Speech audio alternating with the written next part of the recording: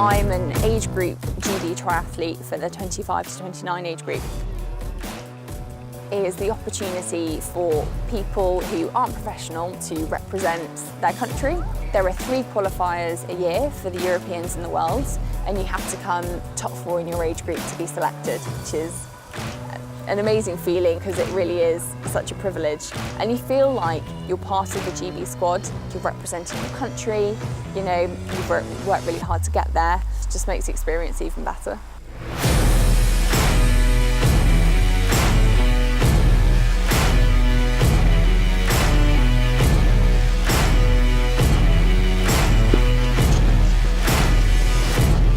I have been playing competitive netball from essentially primary school, all throughout university as well, basically until I hurt my leg. I had 2 stress fractures of my anterior tibialis, which is the shin bone, and I was in a cast on crutches and I was absolutely gutted. During my rehab, when I was allowed to start training again, I started swimming, and I was like, actually, I'm quite good at this. Like, it's coming to me naturally. What can I do? How can I bring in all the other skills I already had? So I did an aquathlon. From then, I started borrowing friends' road bikes to see if I liked cycling, and then I put all the pieces of the puzzle together and haven't looked back since 2015 when I did my first one.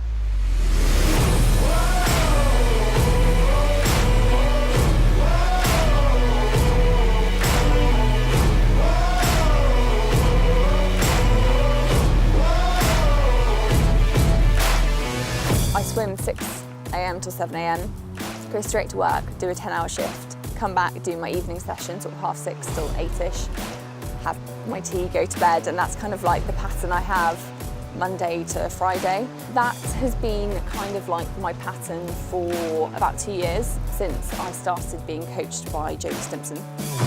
My training is split up into blocks, so there's always a pattern.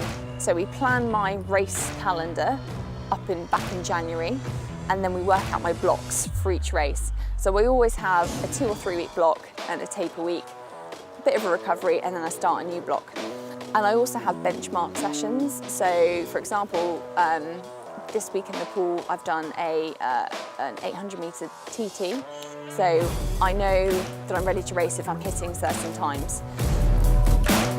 I maintain my focus by thinking about the goals. What is the point of the session? Normally I'll be working on technique for a particular session, so I'll be thinking, okay, let's try and reduce my stroke count. Or on my run this afternoon, I was thinking about my form, trying to think, okay, keep your knees high, keep your shoulders down.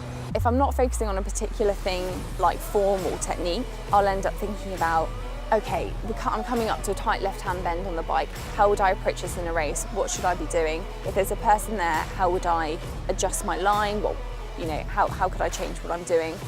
Before that, when I was coaching myself, I did what I fancied doing on the day, and generally it would always be, you know, either a tempo run or an easy run, but I never did intervals, I never looked at heart rate, I never used power. And so she's brought in a more structured training program for me, and I've really reaped the rewards. Like, my times in all 3 disciplines have come down, and well, she's got me to championships. So I think with multidisciplinary sport, no one, in all honesty, is equal in all 3 disciplines. And running is the thing that I need the most motivation to do, but it's probably because it's my weakest link. Yeah, going to every brat session, knowing that my heart rate's going to be, you know, 180 plus for an hour. I mean, that takes some serious determination to turn up to those sessions, but they're probably the most rewarding. Like, I get a proper endorphins rush at the end of those runs because I think, oh, I wouldn't have done that by myself. I just push myself so much harder. You naturally become more competitive when you're in a group. You want to beat that person who's running next to you, or you don't want that lad running behind you to catch you. And also they're there for advice and tips. When I first started triathlon, I didn't know anything. I didn't know I should have a race belt, or to put talcum powder in my trainers, or how to prep my bike before a race. And they've really guided me through that process. And now I've started to help other people who are new to triathlon as well. Before the race, it's like this overwhelming feel of nervousness. You know what you've got to do, but you just hope that your body agrees with you on the day and things go well. triathlon, there are so many things that can go wrong. Your wetsuit, it could be that you have a horrendous T1. You know, you can't get your wetsuit off, you're struggling, you see people start leaving you and you're like, oh, and you just get more and more frustrated. The bike, you can have a puncture, you can have a mechanical, you can have a crash. It's only actually when I get to the run that I think, okay, all I'm relying on now are my legs. My legs can get me to the end. Nothing else can go wrong. So by that point, I mean, I've been digging really deep throughout, but there's like it's almost like a mental checklist as you go.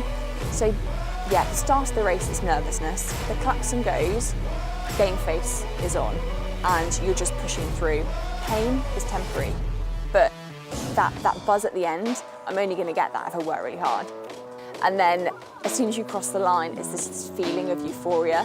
Even if at that point I don't know exactly where I've come, I know that I've given it everything. And it is a little bit of sense of achievement and self-pride, because you think, you know what, I've pushed as hard as I can. I couldn't have given any more. Having your name called as first, second or third is just, it's such a wonderful feeling. It's a sense of pride as well. You know that all those hours in the pool, all those early get-ups, you think, actually, I've totally earned this. And yeah, it's an amazing reward.